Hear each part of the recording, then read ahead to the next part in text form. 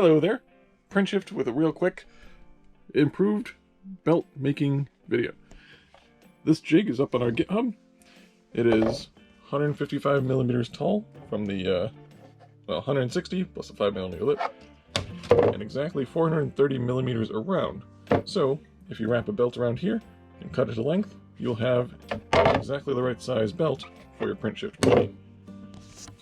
And prints easily on a Prusa Mini, so shouldn't have any trouble. I'm gonna set you guys up over here, nice and crooked.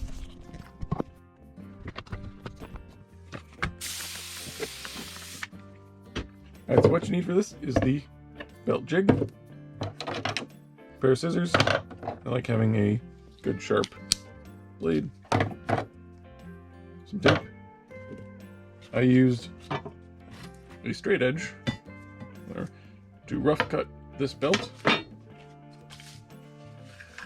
to a bit larger in size.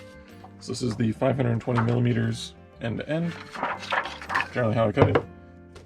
You want the bottom part to be as straight as possible, so your belt comes out pretty good. The belt doesn't need to be as precise as most people think, and you definitely don't need giant drop forged steel snips, but they cut the Kapton really well. So, using this, first take your tape. I set up a bunch of pieces at the edge. I think you need 4, but give yourself a couple extra because it's just easier to set yourself up for success. We're going to tape the side of the belt I just cut.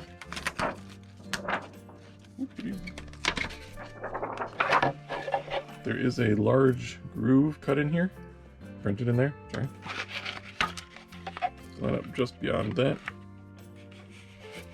That groove is so we can get the scissors down there to perform the cut.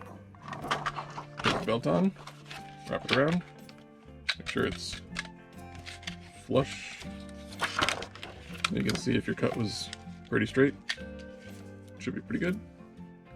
You need to make sure that this is wrapped around there. This guy's a little tight, but that is good enough.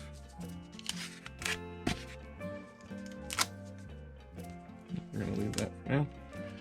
So the first thing is to cut the belt to size here.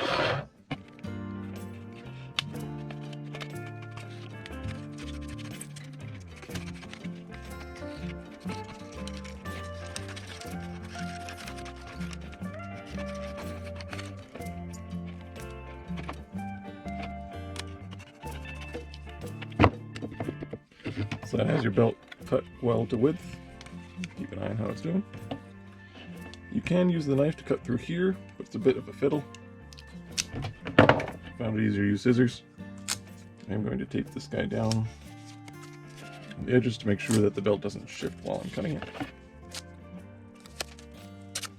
And this is just blue painter's tape, low tack. You don't need anything strong. Not going to last for much.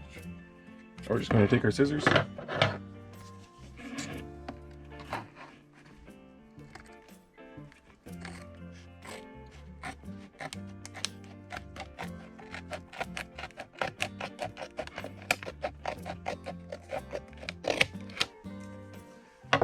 Important thing to note is we are cutting through 2 layers of bed right here. And this end here,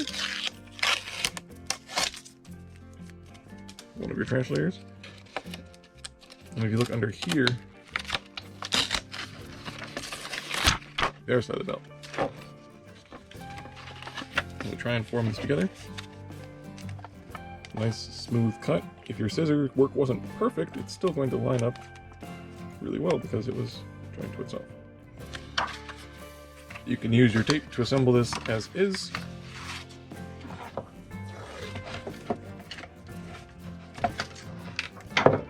Rather to assemble it in place and slide it on.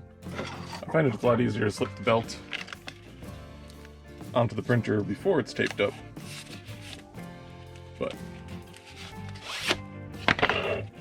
easily see.